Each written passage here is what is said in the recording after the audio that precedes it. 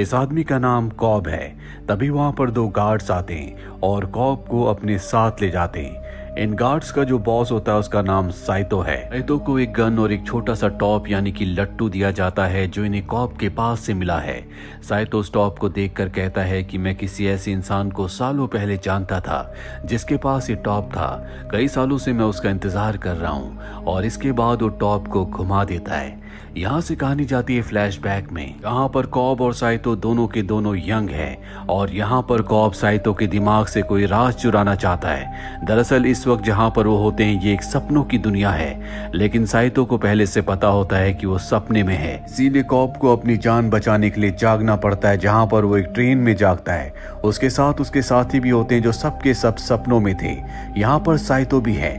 Saito की जागने से पहले सब के सब यहाँ से निकल जाते हैं, लेकिन कुछ देर के बाद साइतो इन्हें अपने पास बुलाता है और कहता है कि मैं जानता था कि तुम मेरे साथ क्या कर रहे हो। दरअसल मैं तुम्हारा टेस्ट ले रहा था। मैं चाहता हूँ कि तुम मेरे लिए काम करो। एक बहुत बड़ा बिजनेसमैन है जिसके दिमाग में तुम्हें एक आइडिया को इजाद करना है, यानी कि उसके दिमाग में कोई ऐसी बात डालनी है जिसे वो हकीकत की दुनिया में सच मान ले। और ऐसा तभी हो सकता है जब उसके सपनों की दुनिया में जाकर उसे ये उस बात पर यकीन दिलवा दे। लेकिन कॉब साफ साफ मना कर देता है क्योंकि किसी के मन में कोई भी बात डालना बहुत खतरनाक है। अब कॉब वहां से जाने वाला होता है, तभी साइतो कहता है क्या तुम अपने देश अपने घर वापस जाना चाहोगे जहां तुम्हारे बच्चे तुम्हारा इंतजार कर रहे हैं। कॉब कहता है कि तुम ऐसा नहीं कर सकते, ये बहुत मुश्किल है। साइतो कहता है कि मैं ऐसा कर सकता हूँ। दरअसल कॉब के ऊपर उसी की पत्नी के मर्डर का इल्जाम है, इसीलिए वो अपने देश नहीं जा सकता क्योंकि एयरपोर्ट पर ही उसे गिरफ्तार कर लिया जाएगा।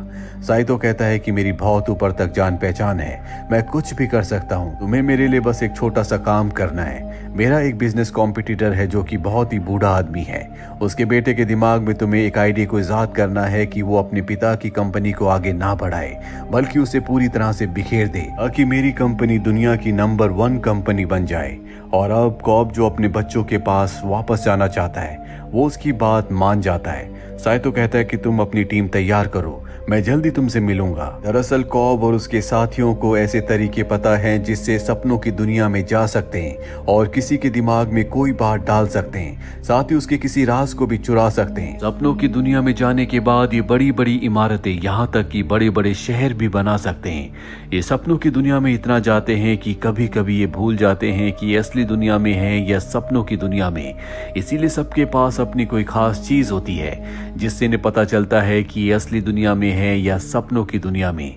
जैसे कॉब के पास एक टॉप है, जब वो उस टॉप को घुमाता है और वो घूमता ही रहता है, इसका मतलब ये है कि वो सपनों की दुनिया में है। अगर वो घूमते घूमते गिर जाता है इसका मतलब ये है कि वो असली दुनिया में है। सपनों की दुनिया में जाने के लिए यानी कि गहरी नींद में सोने के लिए इन्हें अलग अलग तरह की दवाओं का इस्तेमाल करना पड़ता है। इनके उठने का एक वक्त होता है। अगर सपनों की दुनिया में किसी की मौत हो जाए तो वो इंसान वक्त से पहले असली दुनिया में उठ जाता है।